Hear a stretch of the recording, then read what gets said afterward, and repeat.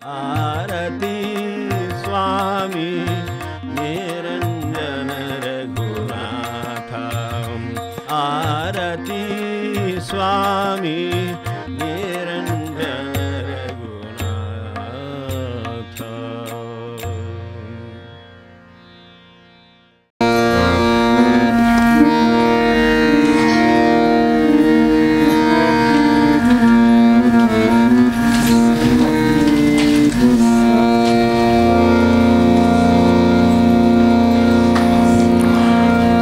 दुःखाला ओळखुनी घेऊन जे येत वेश सौख्याचा, दुःखाला ओळखुनी घेऊन जे येत वेश सौख्याचा, गुंतवणी संसारी मनुजाला करीत घास काळाचा, गुंतवणी संसारी मनुजाला करीत घास काळाचा। हे जाणून रघुनाथा दत्तप्रभूनानन्य दे शरण, हे जाणून रघुनाथा दत्तप्रभूना अनन्य दे शरण। स्वामी निरंजना त्या तीव्र तपस्ये सही करू नमन, स्वामी निरंजना त्या तीव्र तपस्ये सही करू नमन। स्वामी निरंजन रघुनाथ महाराज की जय जय।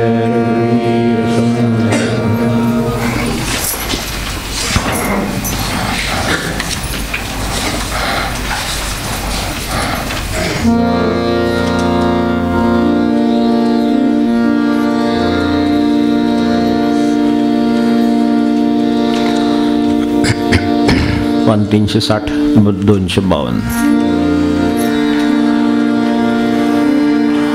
उठा उठा रे लवकरी, उठा उठा रे लवकरी, सत्वर यावे शुद्धीवरी, सत्वर यावे शुद्धीवरी।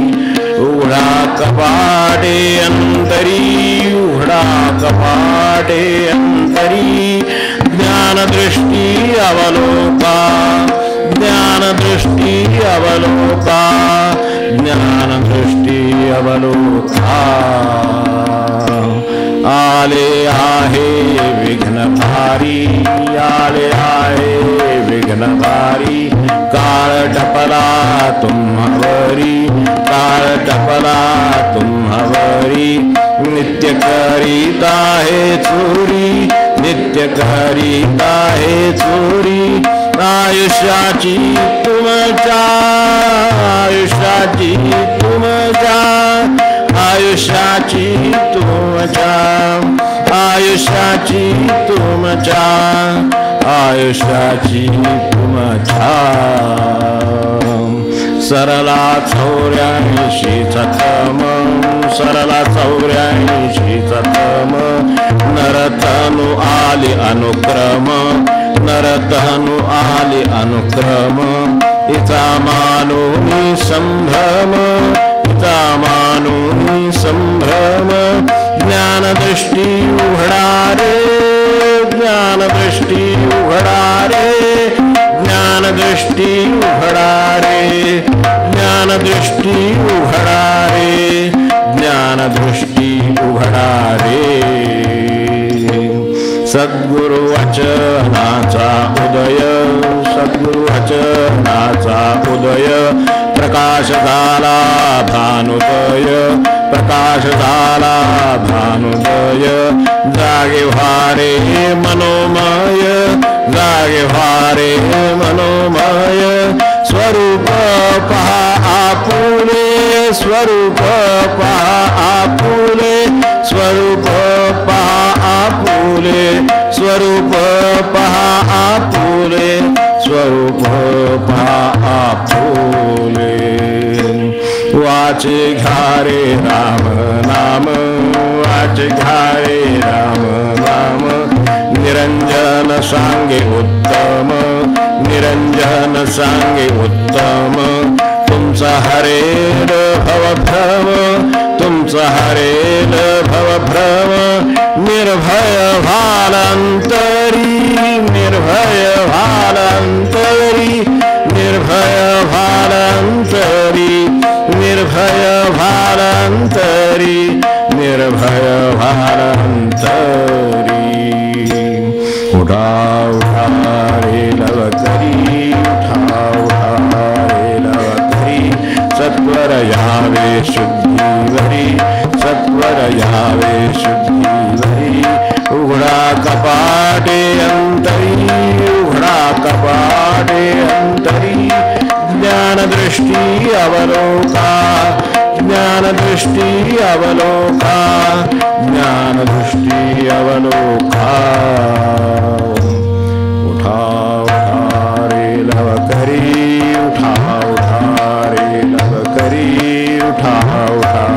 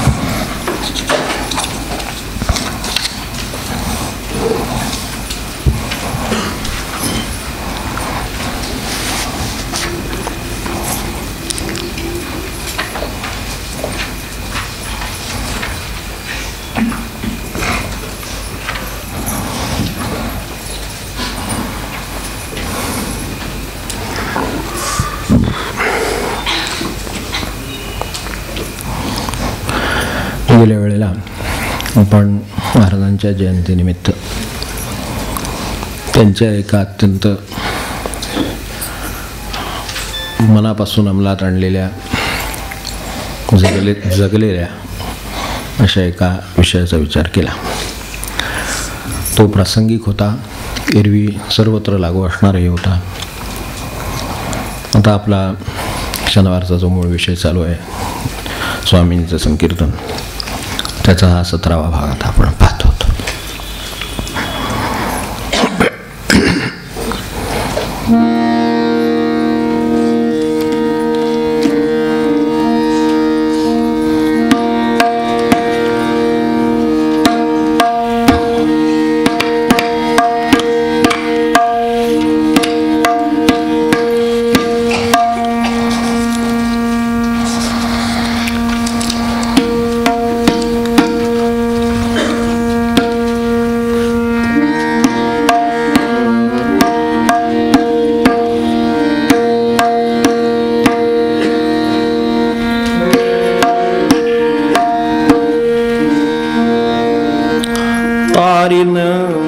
दुस्तर हा संसार, तारीन दुस्तर हा संसार, तारीन दुस्तर हा संसार. भक्तासे तरी तारितसे परी, भक्तासे तरी तारितसे परी, दुष्टा करुणी मार, दुष्टा करुणी मार. तारीन दुस्तर हा संसार, तारीन दुस्तर हा संसार, तारीन दुस्तर हा संसार. पहा पहा माझ्या नामे क्या, पहा पहा माझ्या नामे क्या, केला बहु उद्धार, केला बहु उद्धार. तारीन दुस्तर हा संसार, तारीन दुस्तर हा संसार,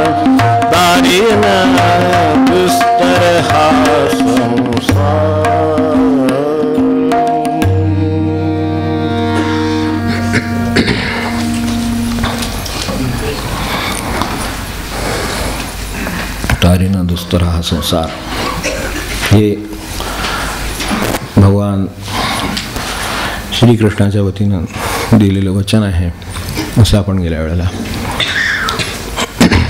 म्हटलं होतं. त्याचं प्रमाणही त्याच्यात आहे, पोतनीचा उल्लेख आहे, अनेक गोष्टी आहेत. आणि अगदी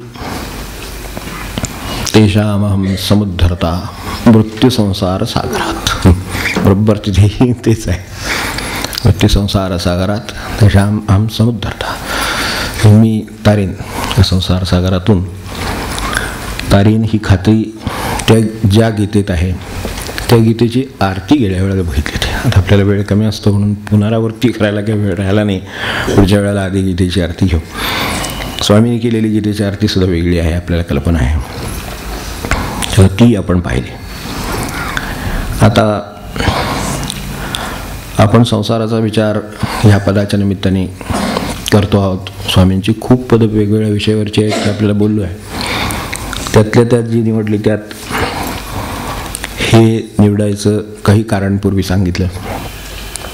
आज आपल्यासमोर असं ठेवायचं विचारासाठी की बहुतांश आपण सगळी सांसारिक माणसं आहोत, प्रापंचिक, अगदी रूढ अर्थानं. महाराजांचं सांगू, महाराज म्हणायचे लग्न केलं म्हणजेच प्रपंच असतो किंवा तो सांसारिक असतो असं समजू नये. लग्न केलं नसलं तरी संसार नसतोच असं नाही, संसार असतो. हा संसार सुटत नाही, हाच त्याची अडचण आहे मोठी. इथं आला तोच संसारात अडकला असा आहे. तो कसा राहिला हा पुढचा प्रश्न आहे. एकटा राहिला, दुकटा राहिला, काय त्याला जसं राहायचं तसं राहिला. त्या अर्थाने बहुतांश सांसारिक असं जे सुरुवातीला म्हटलं त्या अर्थानं सगळ्यांना लागू असलेलं. अगदी महाराज ज्या भाषेत म्हणले त्या भाषेत विचार केला. अगदी एकटा मनुष्य राहायचं त्यांनी ठरवलं. काही काही वेळेला तरुणपणी वगैरे वाटतं, नंतर पण वाटतं ते राहिलो असतं तर बरं असतं, असं त्याचा काही उपयोग नसतो. पण काही काही वेळेला तरुणपणे एकट्याचा संसार, पण एकट्याचा पुन्हा संसार ना, आपण बोलता बोलता सुद्धा किती सहज म्हणतो की एकट्याचा संसार आहे. म्हणजे एकट्याचा पुन्हा संसार आहे त्याचा. 4 ह्याची शेगडी नसेल, सिंगल शेगडी असेल, पण आहे 4 बर्नरची नसेल, 3 बर्नरची नसेल, 2 बर्नरची नाही, आपण एक चित्रिका होईना शेगडी आहे. एखादी कब्बशी आपल्याकडे लावले सेटच्या सेट सांसारिक आपल्याला माहिती. तेव्हा चहा साखरेचे डबे छोटे असतील, बघितले असतील, एकट्या माणसांचे संसार मांडलेले आपण पाहिलेले असतील. तेव्हा ते चमचे छोटे एवढंच, डबे छोटे एवढंच, पण संसार आहे. याच्यापेक्षा कोणाचे फार मोठे संसार, म्हणजे ते अगदी ह्याही भाषेत बोलायचं झालं तर अगदी मठापर्यंत, संस्थापर्यंत, संस्थांपर्यंत. आपले हे मध्यम 4 माणसांचे सांगितलं तसं 2 बर्नरची शेगडीचे वगैरे, एखाद्या घराऐवजी ते खूप मोठे संसार असतात. त्यामुळे आपण 4 पानांचा विचार करतो, तिथं 400 पानाचा विचार करावा लागतो, 4000 पानाचा विचार करावा लागतो, 40,000 पानाचा सुद्धा विचार करावा लागतो. अशी ठिकाणं आहेत आपल्याला माहिती. 4-4 हजार पानांचा विचार करावा लागतो. 5-10 मोटारी, पंप, विहिरी, काय असंख्य गोष्टी. म्हणजे ते काही लहानसहान नाहीत. 100 खोल्या, निवास, भक्त निवास, अमकं तमकं, गरम पाणी, असंख्य मोठे प्रपंचही असतात. असे एकट्या दुकट्याचे प्रपंचही असतात, आपलेही प्रपंच आहेत. त्यामुळं पद सगळ्या संसारिकांना लागू आहे असं मला म्हणायचं. तारीनं दुस्तर हा संसार या अर्थानेच जर विचार केला तर तो इथंपासून एकट्या माणसापासून, आपल्या मध्यम माणसांपासून तर अगदी अशा तऱ्हेच्या मोठ्या प्रपंचांपर्यंत सुद्धा तो असू शकतो. आता मोठ्याच प्रपंचाचा उल्लेख जाता जाता केला म्हणून एक स्पष्ट करणं आवश्यक आहे की असा मोठा प्रपंच ज्यांनी मांडलेला आहे मुळात, असे जर समर्थांसारखे असतील तर गोष्टी वेगळ्या. ते समर्थच आहेत मुळामध्ये. किंवा महाराजांसारखे मुक्तपुरुष असतील, समर्थांसारखे मुक्तपुरुष असतील, किंवा आणि कोणी असे मुक्त पुरुष असतील तर ते मुक्तच असतात, त्यांना काही ते बाकीचा पसारा लागू नये. तो आपल्याला वाटतो फार मोठा प्रपंच आहे, पण त्यांच्या स्वतःच्या दृष्टीनं ज्या अर्थाने इथं अडचण आहे तशी अडचण त्यांना स्वतःला काय नाही, ते मुक्त आहेत. तेव्हा हे पद असं लागू होतं सगळ्यांना. दुसरी गोष्ट, तरुण जाण्याचा प्रश्न आहे. त्यांनी तारीनं म्हटलं, आम्हाला गरज आहे की नाही हा प्रश्न आहे. तरुण जाण्याची जर स्वतःची कुवत असेल तर तो तरुण जातोच, त्याला ह्या पदाची आवश्यकता नाही. त्याला हा दुस्तर नाही, तरण्याची अडचण आहे त्याला दुस्तर आहे, कठीण आहे. पण जो तरुण जाण्याची ज्याच्यात कुवत आहे, क्षमता आहे. आता हे कितपत शक्य आणि काय आहे याचा विचार करायचा. एकट्यानं समजा एखाद्याला वाटलं नाही मी तरुणच आहे, तो जाऊ शकतो. आपल्यासमोर महापुरुष असे बसलेले आहे, रमण आहेत, कृष्णमूर्ती आहेत, असे असंख्य मंडळी अशी आहेत, तरुण गेले एकटे. ते अवघड आहे खूप, पण अशक्य नाही आहे एवढं नक्की. एकट्यानं तरुण जाणं या अर्थाने. पण ते कसं आहे, हृदयस्थो जनार्दन. आपल्या जसं आपण म्हणताना भाषेमध्ये म्हणतो हृदयामध्ये भगवंत आहे वगैरे वगैरे, पण ते तसं म्हणणं सोपं असतं.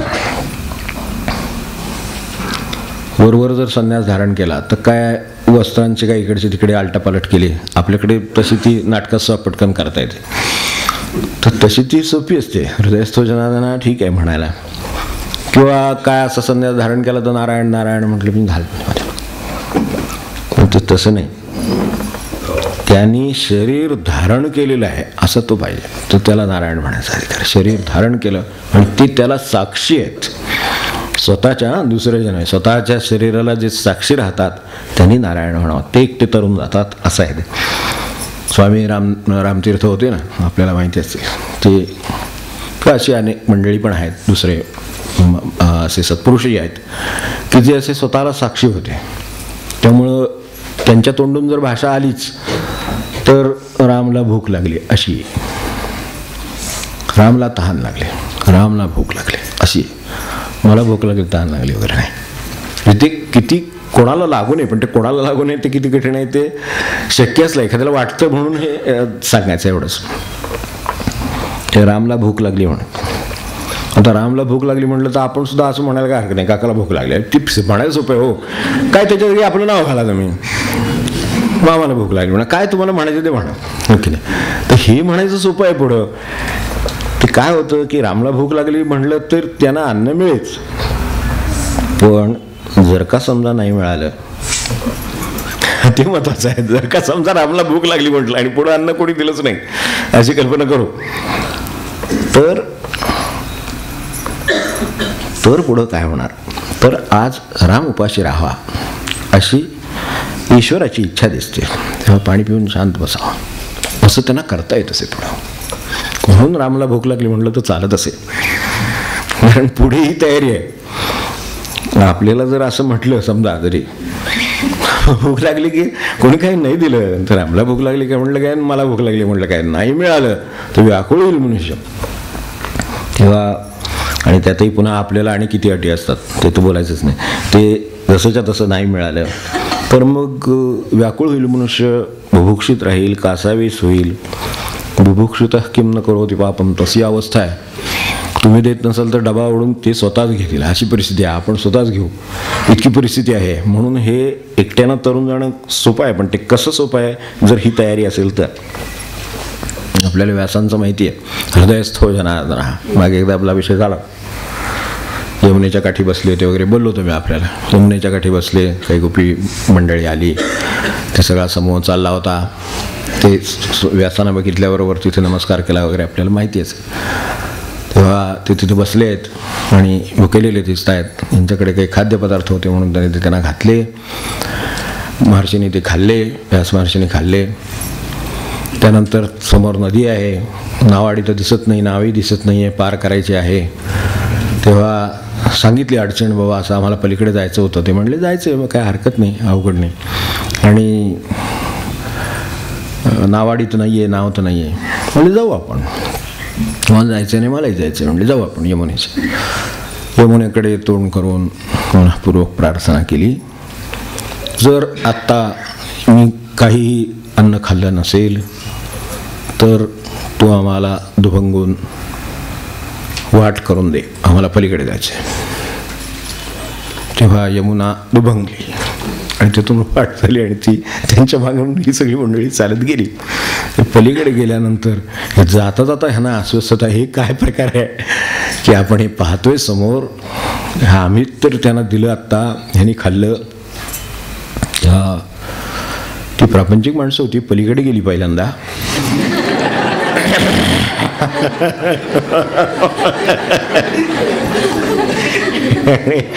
मग विचारलं, त्याची आठवण झाली मला, त्याच्यावरनं आठवण झाली. मग विचारलं की कसं शक्य आहे, आमच्या समोर तुम्हाला आम्ही हे घातलं. ते म्हणले मी कुठे खाल्लं. हृदयस्थो जनार्दन, हृदयात जो आपल्याकडे अहम वैश्वानरो भूत्वा प्राणिनां देहमाश्रितः असं म्हटलेलं आहे ना, वैश्वानर जो होता त्यांनी अन्न खाल्लं, मी नाही खाल्लं, त्यामुळे ते सत्य होतं. पण तिला वाट द्यावी लागली. जर मी खाल्लं असतं तर कोण वाट देणार. तेव्हा इतकं ते नातं पक्क आहे, एवढं आपण लक्षात ठेवा. जर हे व्यवस्थित असेल तर ते व्यवस्थित असतंच तिकडे. तेव्हा असं जे ते त्यांच्यासाठी ही वाट मिळू शकते. हृदयस्थ जनार्दन प्राणिनां देहमाश्रितः असा जो राहिलेला आहे त्यांनी खाल्ला तर तो खाऊ दे. तेव्हा या तयारीचा जर मनुष्य असेल तर संसार तरुण जाईल, काही अडचण नाही. त्यात पुन्हा हे तरुण जाणं हे काय प्रकरण आहे. तरुण जाणं म्हणजे उद्धरून जाणं आहे आपल्या दृष्टीनं. करून थांबणं, थांबावं लागणं हे प्रकार नव्हे. आपल्याला हे अगदी स्पष्ट असलेलं बरं. तर तारेनं म्हणतात त्या जाण्यापूर्वी आपण कुठे आहोत हे पाहिलं तर अधिक स्पष्ट होतं. संसारात मनुष्य थांबतो, थांबण्याचे खूप प्रकार आहेत. नमुने दाखल एक दोन आपल्यासमोर आठवणीसाठी आणतो. मनुष्य प्रपंच करीत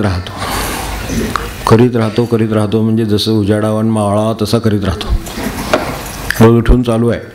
वर्ष किती झाली, 76 झाली, आता किती झाली, 80 झाली, 85 झाली, चालू आहे. तर असं करता करता तो करण्याची सततची इच्छा तशीच असताना मध्येच मृत्यू पावला, म्हणून तो प्रपंच थांबला आणि संपला.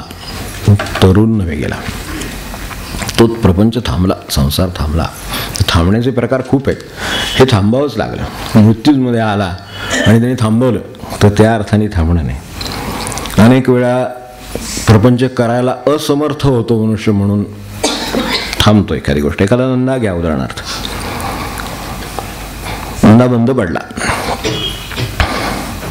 तर त्यामुळं असमर्थ झालं करायला. आपल्याकडे वयोमानानुसार नाही का होत, म्हातारपण आलं, पण त्यामुळे बंद पडला, धंदा थांबला. तो धंदा तरुण नाही गेला, तो अजून करायचाच आहे, फक्त आता शक्य राहिलं नाही आहे. पण पाहिलं असेल म्हातारपणी खूप वाईट ही अवस्था असते की खाण्याच्या पिण्याच्या फिरण्याच्या अशा इच्छा प्रबळ असतात उलट्या. काय ते मेकॅनिझम ठेवला आहे माणसाला, माया बांधून ठेवते ती अशी आहे की त्याला अंधारात ठेवते बरोबर. तेव्हा इच्छा असतात पण त्या सगळ्या शक्ती इंद्रियांच्यामध्ये राहत नाहीत आणि त्यामुळं ती थकतात. गोड खाण्याचं थांबलं का तर मधुमेह झाला, म्हणून डायबिटीस झाला, खाता येत नाही आहे म्हणून थांबलं. ते तरुण नाही गेलं गोड, ते थांबलेलं आहे कारण धोका दिसतोय म्हणून, तो जीवावरचा आहे. तेव्हा चमचमीत खावं असं वाटतं पण पित्त होते नंतर फार, ते सोसत नाही, मग साधं दूध पचत नाही अशा अवस्था आहे, म्हणून ते थांबलं. तर ते थांबलं नाही, तरुण गेलेले नव्हे. तरुण जाणं काय आहे याची कल्पना येणं सुद्धा खरोखर, समजून घेणं सुद्धा खरोखर गरजेचं आहे. धंद्यामध्ये मुलं मोठी होतात, काही वेळा त्यांना संधीच मिळत नाही त्या व्यवसायात पडायचे. नातवंड मोठी होतात आणि ती आजोबा आजीनं बाजूला करतात, त्यावेळेस धंदा थांबतो. त्या अशा अर्थाने धंदा व्यवसाय थांबला तर तो थांबला नव्हे. असं कित्येक ठिकाणी पाहतो आपण, मधल्या पिढीच्या वाट्याला धंदा येतच नाही करायला. त्याच्या पुढच्या पिढीच्या वाट्याला, कारण ते थकले म्हणून. अशा पद्धतीनं धंदा येतो. काही वेळेला मुलांच्या पद्धतीने येत असेल तर ती बाजूला करतात. परिस्थितीनं थांबला, नातवंडाने थांबवला म्हणून थांबला, तर तो तरला नव्हे. काही वेळा तोट्यात जातो धंदा. प्रपंचाबद्दलही आहे, संसाराबद्दल आहे. धंद्याचं उदाहरण घेतले म्हणून धंद्याबद्दल आहे.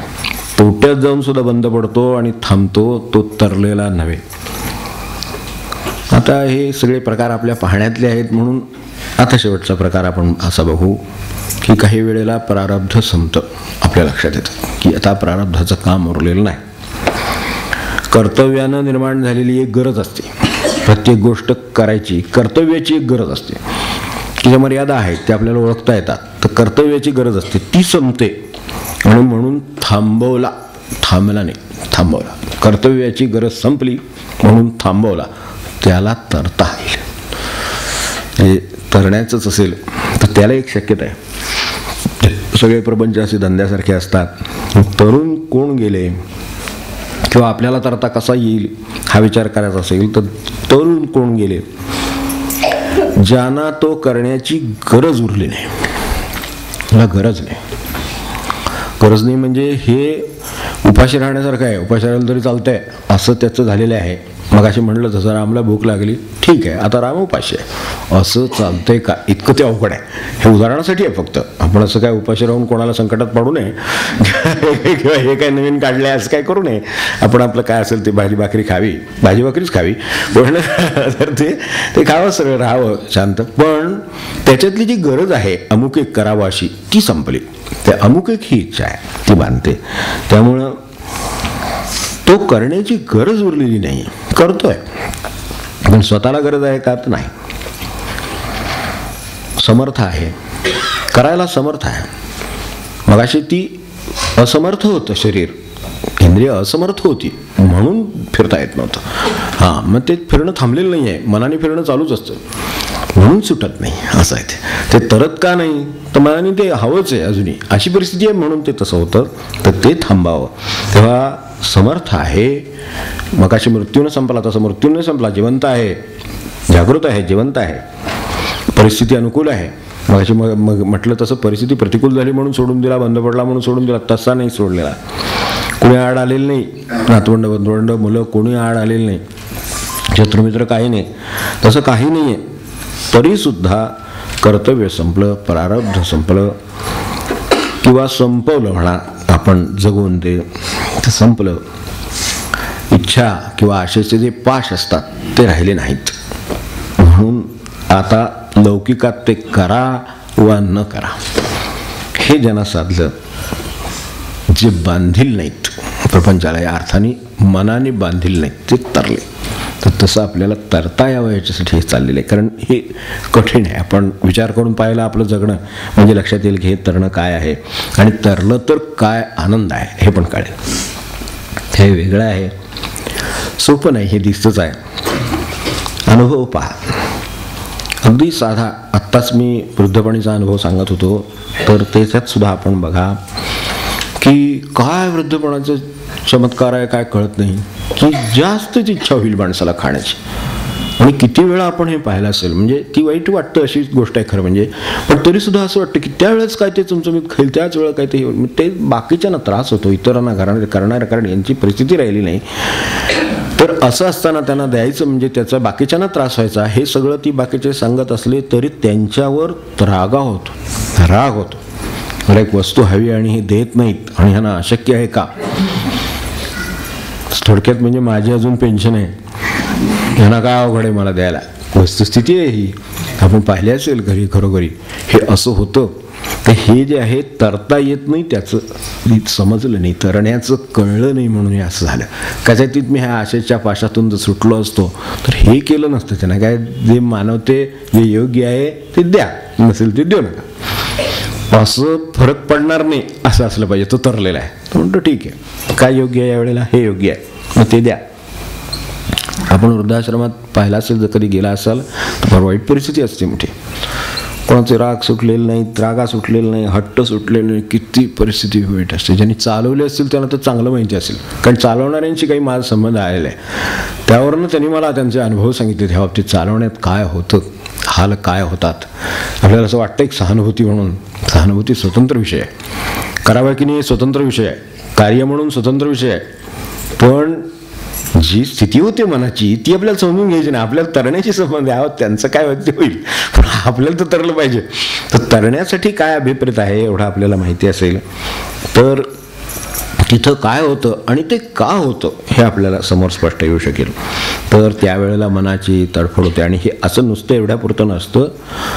तरुणपणी माणसाला सहन होत नाही, वृद्धपणी काय सहन करण्याची सुद्धा क्षमता राहत नाही. म्हणजे किती प्रकाराने मनुष्याची अडचण करून ठेवली आहे. हे जे काही गटांगळ्या खाणं म्हणले आणि दुसरा हा संसार जे म्हणले ते कशासाठी आहे. ते खाणं असो, फिरणं असो, वस्तू असोत, खरेदी असो, काय पद असो, लौकिक असो, काही असो, कसंही काहीही नाही चालत नाही माणसाला. असं ते इतकं त्याला आशेने यांनी बांधून ठेवलेलं आहे. त्यामुळं तो गटांगळ्या खातो. त्याचं कारण ते. तेव्हा मग तरुण जाणं म्हणजे काय हे लक्षात येईल. तेव्हा जो पहिला वर्ग मग अशी सांगितला तो स्वतःच्या हिमतीवर तरुण जाणार आहे. हे थोर आहेत, आपण त्या वर्गात जरूर असावं. असेल तर अगदी नमस्कार, की ज्याला हे स्वतःला कळलं आणि ज्याने ते ओलांडलं. तपश्चर्याचा माणूस असला पाहिजे, प्रश्नच नाही. दुसरा वर्ग जो आहे ना तो बहुतांश आपल्या लोकांसारखा आहे, आमच्यासारख्या लोकांचा आहे, की जे स्वतःच्या कुवतीने जाऊ शकत नाहीत, भगवंताच्या मदतीने जाऊ शकू. आम्हाला मदतीशिवाय जाता येणार नाही. त्या मदतीत जाण्यापूर्वी एक फसगत आहे, ती सांगून ठेवतो. की आपली फसगत होती या तरण्याच्या बाबतीत किंवा ह्या संसाराच्या बाबतीत हे न कळणं हीच एक फसगत आहे म्हणावं. तरुणच आहे असं वाटलं एखाद्याला तर काय करणार. कधीतरी त्याला नाही कळणार पण बाकीच्यानं कळेल, ही अडचण आहे. आणि त्याला तो सोसावंच लागेल. आणि त्यातून पुढचं सगळं आहेच. म्हणजे पुन्हा येणं वगैरे ह्या भाषा तर पुढेच आहेत. म्हणजे ही फसगत कशी आहे की मागे आपल्या चंद्रक्षणाच्या वेळेला आपण हा विचार केला आहे, मृत्यूला मुक्ती मानण्यासारखी फसगत आहे ती. मृत्यू येतो त्याला मुक्ती म्हणत नाहीत. मनुष्य देहातून सुटला म्हणजे मुक्त झाला असं नाही, की देह सुटला म्हणजे मृत्यू पावला, एवढंच त्याचा अर्थ. हे ज्याला कळलेले त्याला बरोबर कळेल की ही फसगत कशी असते. एवढा प्रपंच संसार आपण करतो आहोत. काय ते फ्लॅट घेते, गाडी घेतो, नोकरी करतात, प्रमोशन आहे, मुलं आहेत. इकडं सेटल होणं हा एक प्रकार आहे. सेटल होणं मराठीत चांगलं सेटल झाले बघितलं मी. सेटलला काही चांगला असा मराठी शब्द सापडत नाही आता. इतकं ते सेटल बसले आता डोक्यात. बसले म्हणजे ते एक आमच्या मित्राचे मित्र ते अविवाहित आहेत. ते म्हणले भेटले होते 35-36 वय होत त्यांचं. ते मला भेटले. त्यांनी म्हणले अजून म्हणले विचार करतोय म्हणले काय पुढं काय. आता स्वाभाविक आहे, प्रापंचिक माणसं काय एकमेकांना विचारतात तुम्हाला माहिती. आणि सुचवायचं पुढं कोणाचं असलं तर काय तर आपल्याला सुचवता येते, पुढे नाही म्हटलं तरी. नाही म्हणलं अजून सेटल झालो नाही. काही वर्ष 36 म्हटलं 37 अजून सेटल नाही म्हटलं. तुमचं ते तुम्ही ते काय ह्याच्या काय क्षेत्र अलीकडे काय ते IT का काय ते IT राहतात लोक, ते IT क्षेत्र तर तिथे आहेत. तर म्हटलं तुम्हाला तर काही तर अडचण नाही. म्हटलं पगार वगैरे असेल व्यवस्थित आहे ना तिथं, सगळं कंपनी वगैरे चांगली आहे ना, मल्टीनॅशनल आहे का काय नॅशनल काय ते सगळं व्यवस्थित आहे ना तिकडे. कारण आपल्या त्या क्षेत्रातलं काय कळत नाही. आणले 50,000 पगार आहे, तसं काही नाही. 50-60 हजार 6-8 पॅकेज पडतं. म्हटलं तर काय सेटल व्हायचं तर म्हणजे ते काय झाले, फ्लॅट घेतलाय पण जिथे मी काम करतो तिथे मला एकदा अजून फॉरेनला जाऊन यायचं आहे. त्यानंतर माझं प्रमोशन ड्यू आहे, ते अजून मिळायचं आहे.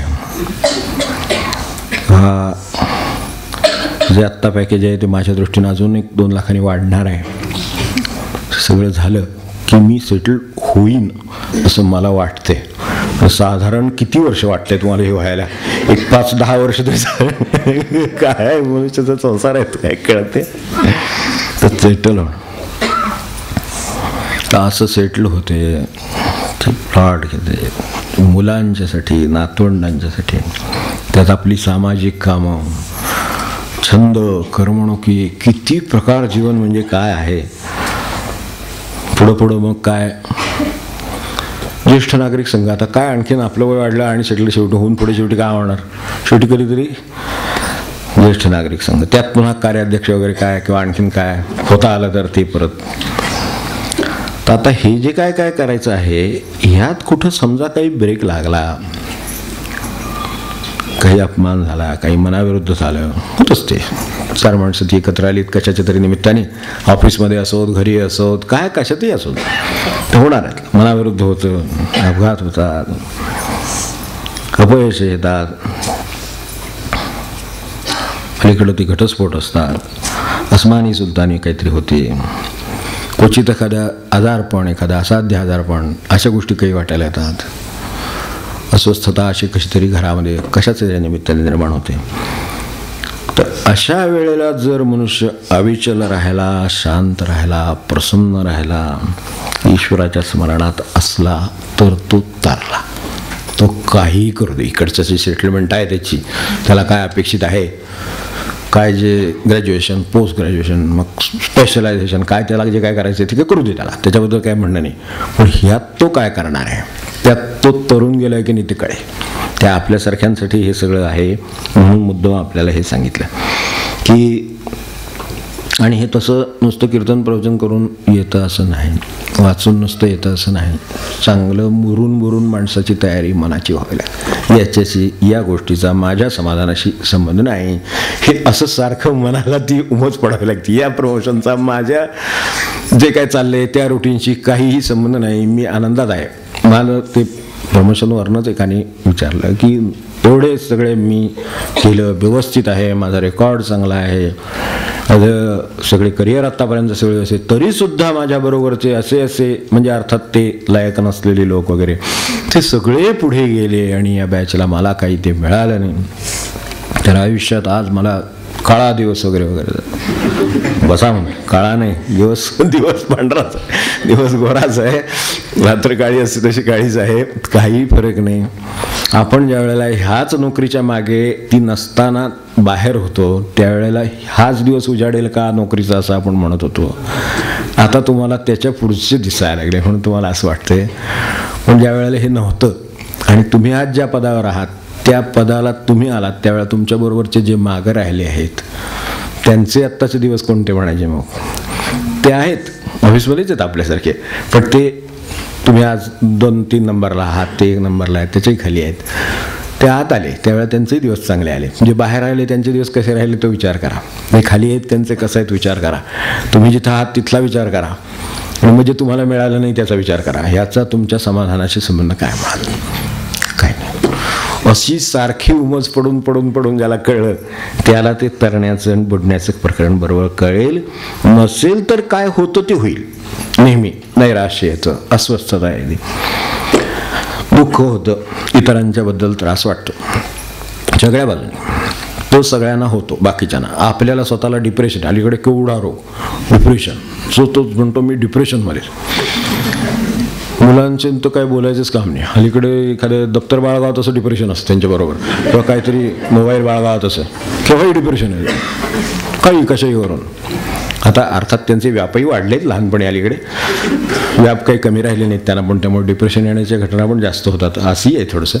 पण ठीक आहे, इतकं ते डिप्रेशन, इतके ते नैराश्य, इतकं ते, आणि काय पुन्हा विचार कोणी करतील ते करतील, आपण ते वाचतोच पेपरमध्ये, वाचवत पण नाही असं.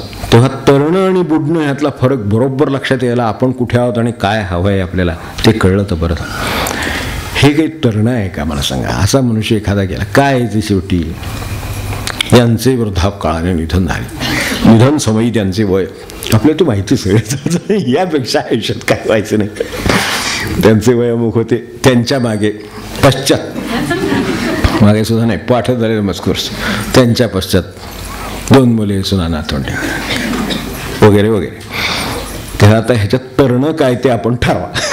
यापेक्षा काही मोठीच स्वभावाने मन मिळावं होते वगैरे नंतर बरोबर आहे ना.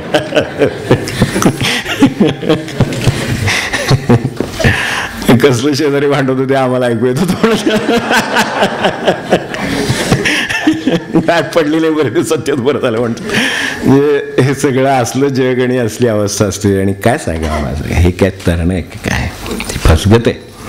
तेव्हा फसगत म्हटलं मी ती की अशाही ह्याला मनुष्य आता हे जसं मन मिळावं वगैरे आपण ऐकलं असतंच ते साधारणपणे. स्वभावाने शांत होते, मन मिळवते, अनेकांच्या उपयोगी पडण्याचा त्यांचा स्वभाव होता. मी सांगतो पटापट वाक्य कशी ती, कारण ती मला आर्टिकल करायची सवय झाली पेपरमध्ये पूर्वी होतो, त्यामुळं ते चौकटी टाकायचं तर त्याच्यात असं त्यांचं ते होतं वगैरे वगैरे. तर अनेकांच्या मदतीला येण्याचा त्यांचा स्वभाव होता. अनेक सामाजिक कार्यात त्यांनी भाग घेतला. काही कोणी कोणाला कधी टाकलं तरी चाल काय पूर्ण बघायला जाते कुठली संस्था काय सामाजिक अनेक सामाजिक कार्यात त्यांनी उत्साहाने ते भाग घेत असत. होय, त्यात काय फसगत आहे ते मला म्हणायचं. फसगत अशी आहे की माणूस परत येण्याची किंवा न येण्याची काय इच्छा बाळगून गेला. परत याची इच्छा त्याची होती अजूनही का नव्हती, बस त्याचं सगळं झालेलं होतं, समाधान झालेलं होतं. कंटाळून गेलेला तो वेगळा, त्यात पुन्हा प्रकार आहेत. कंटाळून जातो मनुष्य, तसलं नको. परत येण्याची इच्छा राही नाही, कारण नाही आहे मला पाहिजे परत यायचं. कारण जे काय आवश्यक आहे, जे साध्य करायचं माणसाचं ध्येय आहे ते माझं झालेलं आहे, म्हणून मला आता येण्याची आवश्यकता नाही. एवढे माऊली इथं बसली, ती म्हणते माझं कार्य झालेलं आहे. वय काय 21, ठीक आहे, माझ्या दृष्टीने माझं कार्य झालेलं आहे. हे सगळ्या जगाचं जे कल्याण व्हावं म्हणून जे करता येण्यासारखं आहे ते गुरुच्या आज्ञेनं मी केलेलं आहे. आता मला आज्ञा द्या. म्हणजे काय तरणं असतं त्याची, हे टोपी पडेल असं उदाहरण असतं. एकदम वर बघितलं तर सापडतच नाहीत कुठं. तुकोबांसारखे तारलेत. आनंदाचे डोही आनंदाचा अंग, आनंदाची अंग आनंदाचे. हा मला आनंद कुठला ते सांगा असं म्हणायची वेळ येते. कुठे असतो, कधी भेटेल का असं म्हणायची वेळ येते. इतकी अस्वस्थता आपल्याला जीवनामध्ये नेहमी आढळते, अनुभवायला येते. तर आनंदाचे डोही आनंद तुरंग, आनंदाची अंग आनंदाचे, हे जे सगळं काय आहे ते काय आहे हे तरण्याचं काय ते कळावं आपल्याला. म्हणून मुद्दाम उल्लेख केला की येण्याची इच्छा नाही, काही गरज नाही राहिली. तेव्हा ते कळलं नाही की फसगत आहे, हे जर नाही कळलं तर. म्हणून महाराज म्हणले ना, दास म्हणे सांगू किती जन्म आल्याची फजिती. जन्म आल्याची फजिती. प्राणी जन्माचा आला त्याला तसाच गेला, तर असा आला तसाच गेला परत, तर फसगतच झाली त्याच्या आयुष्यावर. काय झालं अशी होत असेल खरोखर, आणि तरण्याला त्यांना काय विपरीत असेल. हां, एक गंमत सांगून ठेवतो जाता जाता. कावळ्यांच्यावर जाऊ नका. काही इच्छा राहिली की नाही, इच्छा राहिली. हो, फार गर्दी असते तिकडं आणि लोकांचं तिकडं फार लक्ष असतं. तेव्हा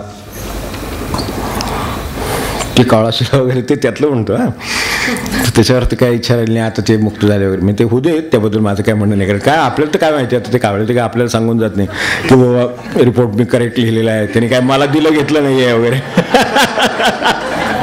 असं काय मला काय ते सांगून जात नाही. ओके रिपोर्ट दिलेला आहे वगैरे असं काय सांगत नाहीत. तर त्यांच्यावर काय जाऊ नका. म्हणजे तिथे फसगत नाही कळणार, तिथे फसगत कळत नाही. कारण म्हणजे एक जात गमतीचंच आहे म्हणून कारण सांगतो फक्त. एक तर तसे शुद्ध कावळे आता सापडण्यासारखं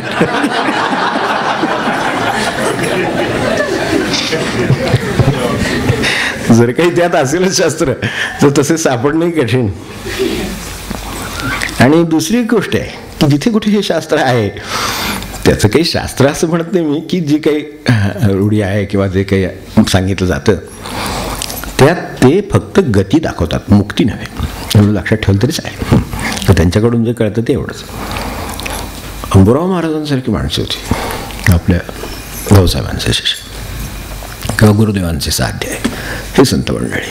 त्यांनी सांगून गेले, आम्ही नाचत उडून स्वर्गाला जाणार. आम्ही आलो कशासाठी? साच भावे वर्तावया.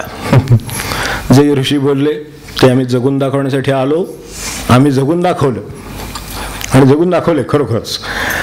आपण चरित्र वाचले तर आपल्या लक्षात येईल की जगून दाखवलं. आता आम्ही आज्ञा झाली की उडून स्वर्गाला जाणार, नाचत जाणार, आनंदात जाणार. त्यांचं ह्या असल्या गोष्टींची काही संबंध नाही कावळे वगैरे.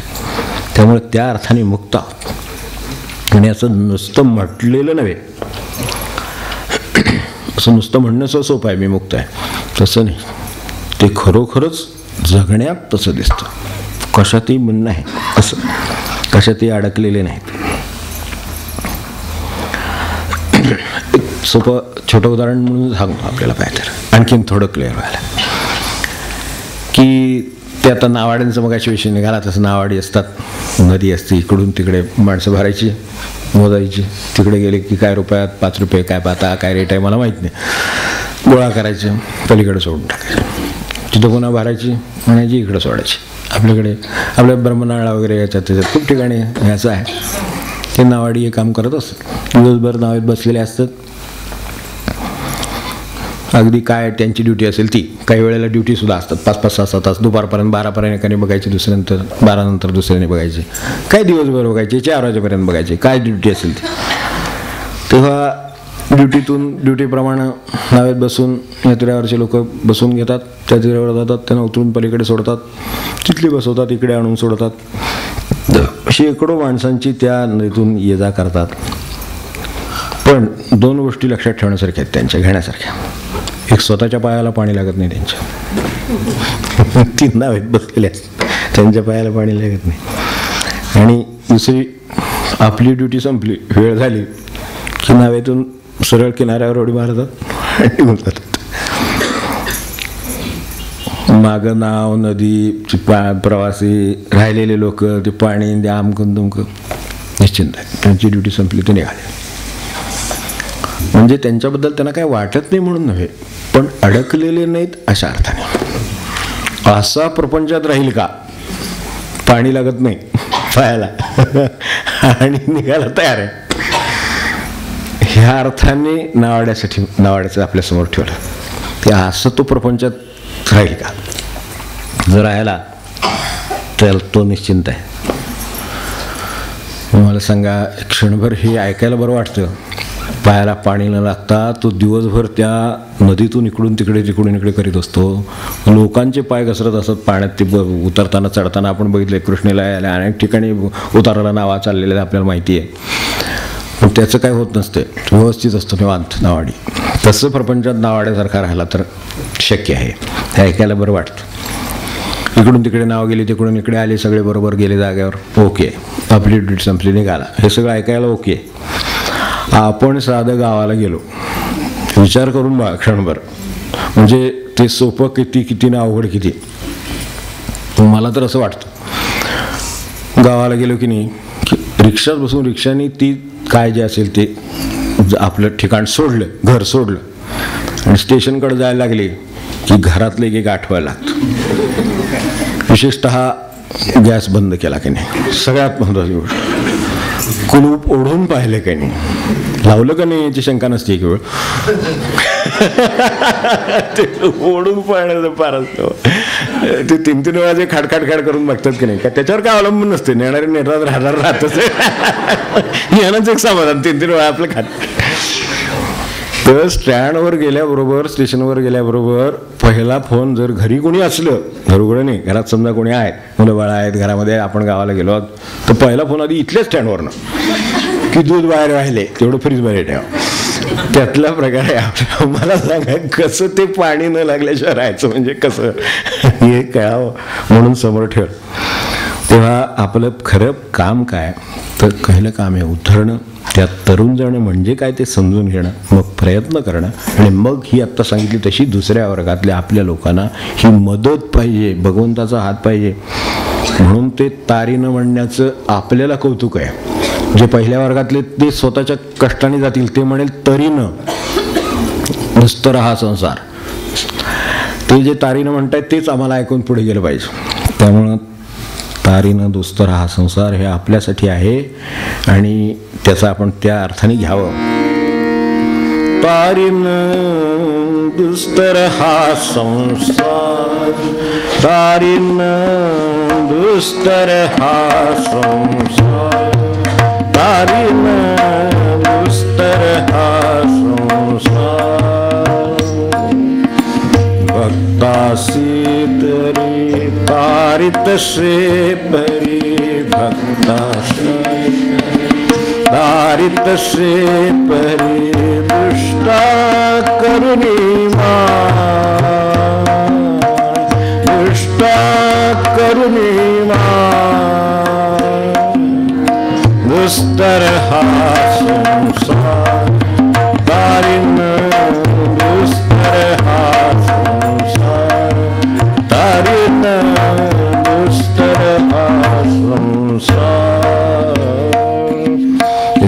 आपल्याला आहे की ज्यांना खरं सांगू ना, सामान्यांचा मार्ग हा बोट धरून चालणं हा मार्ग आहे. खरं सांगायचं बोट धरून चालावे चांगलं,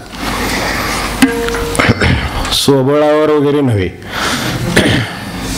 त्यालीकडे स्वबळावर वगैरे मंद शब्द येत जात असतात, तसं नाही. स्वबळावर काय, स्वबळावर बोट धरून भगवंताचं. आपल्याला इकडे स्वबळ लागूच आहे. ते स्वबळ म्हटलं म्हणजे वेगळंच काहीतरी आठवतं, तर तसं नको. आपल्याला जे स्वबळ आहे ते स्वबळ एवढं राहू द्या की भगवंताचं बोट धरलंय, कृष्णाचं बोट धरलेलं आहे का रामाचं बोट धरलेलं आहे तेवढं. तेव्हा भगवंताचं बोट धरण्यात ते जे बळ आहे ते असू दे. बोट धरून त्या बळावर जो तरुण जाण्याचा निर्धार केलेला ज्याने आहे, प्रयत्न करतो आहे, तो भक्त, तो जीव म्हणजे भक्त. भक्ताची आपली व्याख्या अशी की जो भगवंताचं बोट धरून त्या बळावर तरुण जाणं म्हणजे काय, ते आता कळलेलं आहे. प्रसंगात परीक्षा होणार प्रत्येक, तर ह्या प्रत्येक प्रसंगातल्या परीक्षेला भगवंताचं धरलेलं बोट घट्ट धरून जो प्रयत्न करून त्याच्या बळावर तरुण जाण्याचा निर्धार करतो, तो आपल्या दृष्टीनं भक्त आहे. तेव्हा सामान्य जीव आणि भक्त याच्यामधला हाच मुळात फरक. त्याच्या पुढचा फरक पुढे की सामान्य भक्त आणि हा भक्त ह्याच्यामध्ये पुन्हा फरक आहे. तूही सांगून टाकतो जाता जाता. सामान्य भक्ताची इच्छा अशी आहे की देवानं माझ्या इच्छेप्रमाणे वागावं. हो, त्यात बारीक भेद असतो एक. आणि खऱ्या भक्ताची इच्छा असते की भगवंताच्या इच्छेप्रमाणे मी वागावं. फरक आहे. तर तोही फरक आपण लक्षात ठेवावा. देवानं माझ्या इच्छेप्रमाणे वागावं, मला हवं ते द्यावं, हे भगवंताकडेच मागितलेलं आहे. पण मला हवं ते त्यानं द्यावं. ते तुम्ही मागावा आम्ही द्यावं वगैरे ते जाहिराती असतात, चवीनं खावा आम्ही द्यावं वगैरे असं काहीतरी असते ना ते. तर तसं काहीतरी ते देवाचं त्यांचं नातं आहे की ह्यानी म्हणावं देवानी द्यावं. तर ह्यानी म्हणावं देवाने द्यावं ते त्या अर्थाने भक्त नव्हे. खरा भक्त हा देवाची इच्छा असेल तसं मी जगावं, तो भक्त. देवाची कशी इच्छा आहे तसं मी जगावं. तेव्हा देवानं माझ्या इच्छेप्रमाणे वागावं म्हणणं, देवानं माझ्या इच्छेप्रमाणे वागायचं असं जर म्हणलं असेल, आपण म्हणत असू तर खरे भक्त नाहीच. पण उलटा आपण असं म्हणतो, तसं लक्षात ठेवावं की देवानं माझ्या मागून चालावं, मी पुढे जाणार. सरळ आहे ना, माझ्या इच्छेप्रमाणे देवाने वागावं, ती त्यांनी द्यावी. म्हणजे याचा अर्थ असा झाला की देवानं माझ्या मागून चालावं. आपली इच्छा अशी आहे की देवाच्या मागून आपण चालावं. एवढा फरक भक्त म्हणून लक्षात ठेवला तर तरायला कधी होईल हे असं भक्त होऊन तरायला होणार नाही. कारण पुढं आपण चालतो, तर आपल्या मागं देव चालतोय, तो बघतो हा आपल्यालाच नेतोय म्हणतो, तो हा बुडणारच आहे, मलाही बरोबर घ्यायचा विचार आहे. ही भक्ती असली आहे, ही खरी नाही. तुम्ही जर मागे वळून बघितलं अशा एखाद्या भक्तानी तर दिसते त्याच्या मागे देव कधीच गेला निघून, तो नाही थांबत, तो ओळखू नाही असले भक्त. त्यामुळे असं नाही, आपल्या इच्छेनं वागत गेलं तर देव कधीच गायब होतो. त्या आपल्या इच्छेनं नाही वागायचं. त्या आपल्याला बुडवायला निघालेले त्याला कळतं, तो किनाऱ्यावरून फार तर आपल्या इच्छेची वाट बघेल. तो म्हणेल हा जाणारच आहे, पण कधीतरी आक मारेल. तर भक्त आहे शेवटी, सामान्य माणसापेक्षा जीव वेगळा आहे, थोडा जोडला गेलेला आहे. फक्त कळलं नाही की त्याच्या इच्छेप्रमाणे का माझ्या इच्छेप्रमाणे, कळलं नाही म्हणून त्याचा घोटाळा झाला आहे, एवढं त्याच्या लक्षात येईल. तेव्हा किनाऱ्यावरून फार तर हाक मारायची वाट पाहिल, पण आपल्याला तोही भक्त व्हायचं नाही. जो हा बोट धरणार आहे तो तू नेणार तिथं मी जाणार असा भक्त आहे. तर तसं व्हावं तर हे होईल. आणि त्याच्यासाठी हे भक्तासी तरी तारीत असे, त्यानं ते तारणारच आहे, तुम्ही घेऊन जाणार. ज्यानं बोट धरलं त्याला बोट धरून तो घेऊन जाणार आणि हा संसार तरुणच देणार त्याला, अशी खात्री देणारं पद आहे. म्हणून आपण त्याच्याकडे पाहतो आहोत, असं नाही पाहतो आहोत. महाराज म्हणत ते जर लक्षात घेतलं तर आणखीन बरं होईल की असं काहीतरी मिळतं हे कळतं बरोबर, फक्त ते टिकवण्याचं काम म्हणले आपल्याकडे आहे. सत्संगती मिळेल पण ती सत्संगती न सोडणं ही आपली जबाबदारी आहे. एखादा सत्संग मिळेल, भगवंत मिळेल, सापडेल, मार्ग कळेल, पण त्या मार्गाने चालणं जसं आपलं काम असतं, मार्ग न सोडणं हे जसं आपलं काम असतं, तर तेवढं आपण करावं. बोट न सोडणं ही सुद्धा आपली जबाबदारी आहे निदान तेवढी तरी. भगवंतानीच बोटाला धरून ओढायला सुरुवात केली तर विषयच म्हटला, चला ताब्यातच दिलं. पण ते द्यायला स्वतःला सगळं सोडावं लागतं. तेवढी तयारी होत नाही तोपर्यंत बोट तरी घट्ट धरून ठेवावं, तो ओढून नेतोच आहे, ते योग्य जागी नेणार, त्याबद्दल प्रश्न नाही. पण ते न सोडणं ही जबाबदारी आहे. आपल्याला माहिती आहे असं बोट धरलेलं आहे आणि समजा उदाहरण म्हणून शेवटी सांगतो, थांबतो, वेळ झाली आहे, तर जाता जाता समजा ह्या नदीचा आता चालला होता आपला विषय, तारीनं ते नदीबद्दलच आहे. तर नुसतं हा संसार, पाणी वाढायला लागलं, मुलाच्या खांद्यापर्यंत आलं, लक्षात येतं वडिलांच्या. तिथं आपण पाहिलं असेल वडील काय करतात. खेड्यामध्ये पूर्वी खूप वेळा घडलेली घटना आहे, आमच्या मास्तरांच्या खांद्यावर बसलेले आठवतं.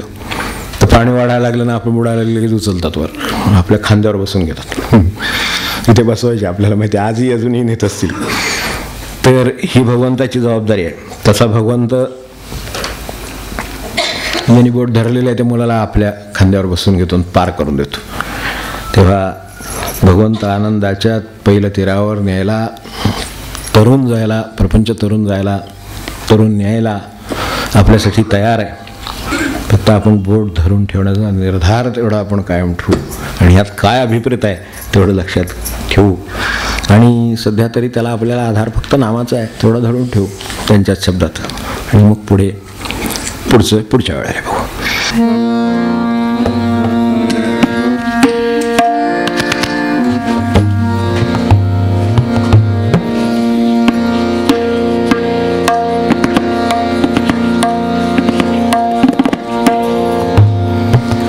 मनुजा राम सदा वदरे, मनुजा राम सदा वदरे, मनुजा राम सदा वदरे. भ्रमदायक जग सर्व हि मानुनी, भ्रमदायक जग सर्व हि मानुनी, माया सदरे, माया सदरे. मनुजा राम सदा वदरे, मनुजा राम सदा वदरे, मनुजा राम सदा वदरे. कामादिकरिपु दंडुनियंतरी,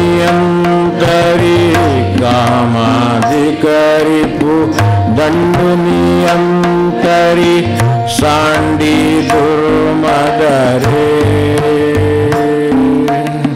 सांडी दुर्मदरे. मनुजा राम सदा वदरे, मनुजा राम सदा वदरे, मनुजा राम सदा वदरे. सावळी सुंदर मूर्ती हरीची, सावळी सुंदर मूर्ती हरीची, ध्याई मनिया धरे, ध्याई मनिया धरे. मनुजा राम सदा वदरे, मनुजा राम सदा वदरे, मनुजा राम सदा वदरे. रघुवीर अक्षयी देल तूते, रघुवीर अक्षयी देल तूते, निरंजन पद रे, निरंजन पद रे. मनुजा राम सदा वदरे, मनुजा राम सदा वदरे, मनुजा राम सदा वदरे. जानकी जीवन स्मरण जय जय राम.